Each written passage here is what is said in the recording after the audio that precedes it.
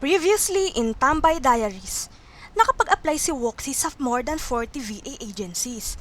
Umattend siya ng kasal ng close friend niya para ma-remind siya sa beauty of life and love. Eme! Nag-food trip din siya with friends dahil lilibre siya. Nag-ayos ng influencer portfolio pero hindi naman niya sinend sa mga brands. Lol. Makakuha na kaya siya ng trabaho ngayon o manatiling tambay forever? Ebengen!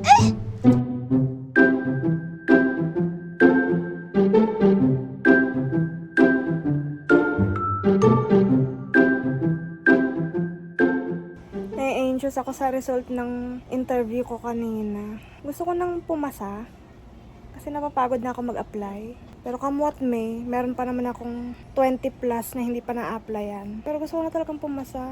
Kasi may free training sila eh. Tapos tumatanggap sila ng walang experience sa VA. Yun yung VA hub. Sana pumasa na ako. Wish me luck guys.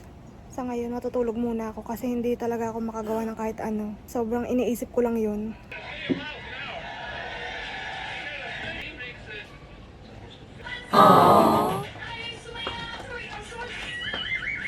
I'm really sad sa naging outcome ng aking mga applications. I didn't expect na wala akong makukuha.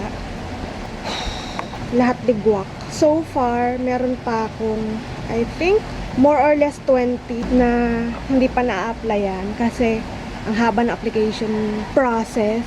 Alam mo yun, nakakapagod. Nakakapagod mag-apply. Hindi yung process yung nakakapagod eh, pero yung yung heartbreak.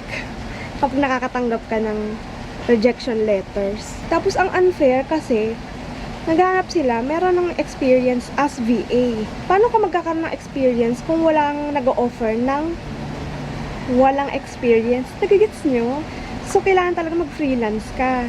Yung iba naman, kailangan may call center experience. Ayoko mag-call center dahil nga may anxiety ako. Iniisip ko kung mag-email na ako sa mga brands para ibang kind of rejection naman yung matanggap ko. Ay, kailangan ko na ng trabaho. Siguro kasi nagre-reflect sa akin na nagre-release ako ng frustrated energy, ganun. Dapat ay positive energy lang. Pero kasi ang hirap eh, kapag wala ka ng pera, ganun. I'll try again sa ibang VA agencies. Actually, nag-apply na nga rin ako sa hindi agency, yung direct, tapos on-site. Hindi na siya VA, kumbaga social media management na, ganyan, or content creator. Ultimo, nag-apply na rin ako sa mga yung related na sa course ko, tsaka sa previous job ko. Parang malas ko. Walang nagre-respond. Ayun lang. I'm still a loser. Okay, bye. Nag-overthink ako kung ipapasa ko na or isa-send ko na yung mga emails sa mga brands for collaboration. Kung nagtataka kayo bakit ganito yung kulay ko, meron akong candlelight. Ewan ko, it calms me down. Nag-overthink ako. Ano iisipin nila sa akin? Ganun. Wala naman mawawala. Said ko lang naman. Kung hindi nila ako pansinin, hindi naman na talaga nila ako kilala. Ever since. Kung pansinin nila ako, edi good. Birthday vlog! Mama is cutting the ribbon. The green ribbon. Sorry. Bakit special yung biko ni nanay? Sing for me, you bitches! Ba't dyan? Ay. Bakit? Pasok ka din. Ayaw pumasok.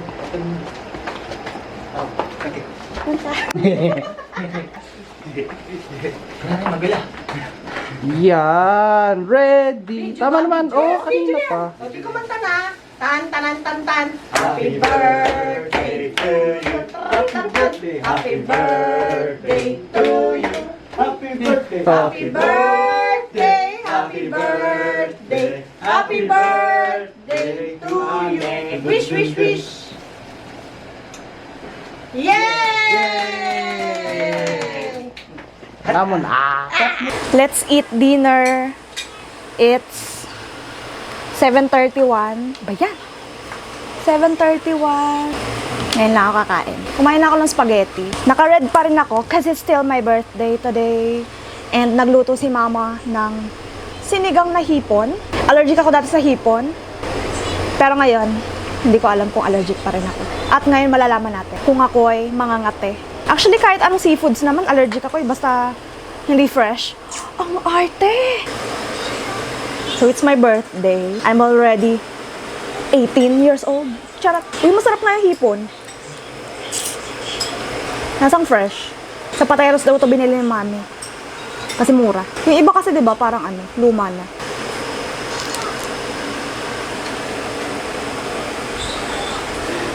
Hap!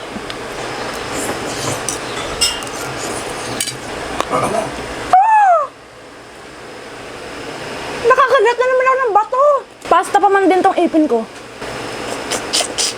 Kahapon.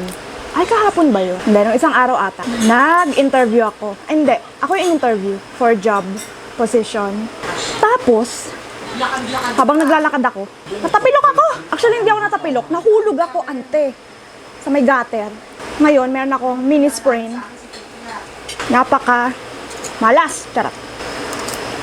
Mama, ang sarap ng hipon. Manamis-namis. Guys, feeling ko ang ganda-ganda ko ngayon. Oh, taray! Ganda ng dress ko. And mind you, ukay-ukay yan. There's so many gold in ukay-ukay. Happy birthday to me! Happy birthday to me, hipon! Pinag-iisipan ko kung hayaan ko ng ganito yung bangs ko or gupitan ko ulit. Kasi natatakpan niya na yung mata ko. Natutusok na niya yung mata ko. What do you think, guys? You don't think so?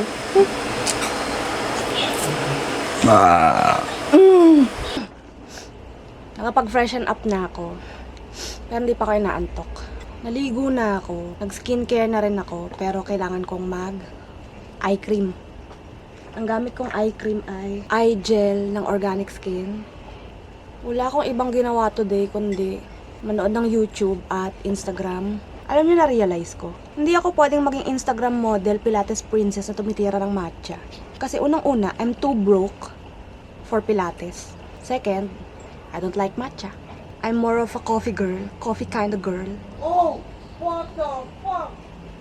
Kapatid ko yan. Next, Laneige Lip Sleeping Mask. Nag-ice coffee ako kanina kaya hindi ako makatulog. Just so you know. Pero nagkitayapin na ako. Mamaya, magkikick in na yan. Anyway, it's still my birthday, technically. 15 minutes na lang matatapos ng birthday ko. Binigyan ako ng gift ng aking parentals. It's a card. Thank you for being a beautiful daughter that you are. Basic. Cha! Tapos, meron silang binigay na gift certificate pala for body massage. Oh, so happy. From dad and mom. So, one of these days, magsaspa ulit ako. Naantok na ako. Ayan, naliwanagan na ang aking mukha. Diba? Ang dami kong pimple. 1, 2. Ito, scar na lang to. Ay, meron pa dito. Kaya tamad ako magbasa ng libro. So, matutulog na ako. The next day. Lalabas ako ng bahay. After weeks of not making labas sa bahay. And I'm so pretty. Aminin niyo. Nag-photoshoot ako. For IG purposes and TikTok purposes. Okay, bye.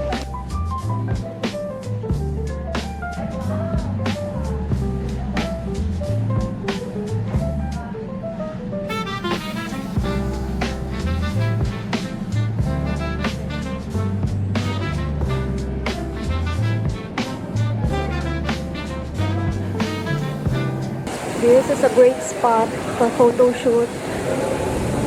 So, dito tayo. Oh, taray. Change outfit. Pero, ito pa rin yung aking dress. Hindi ko pa nauubos. Change outfit na naman tayo.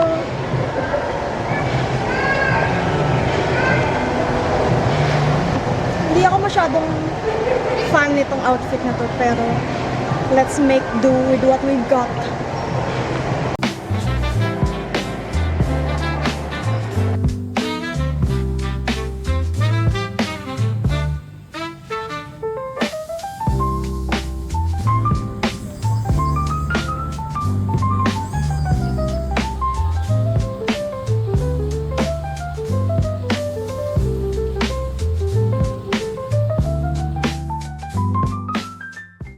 Fix with friends.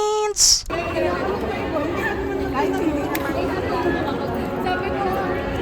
Nanginginig ako. Thought your parents came in the cul-de-sac.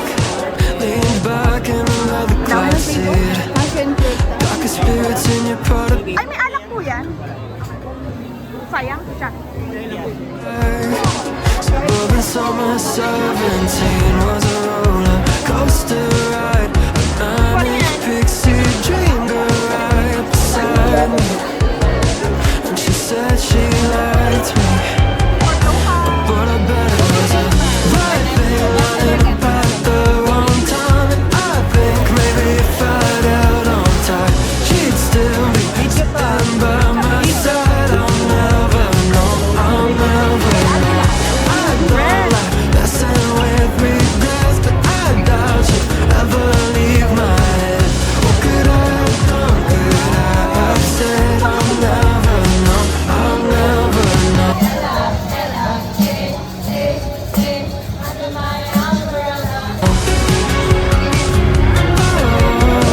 I'll never know, I'll never know.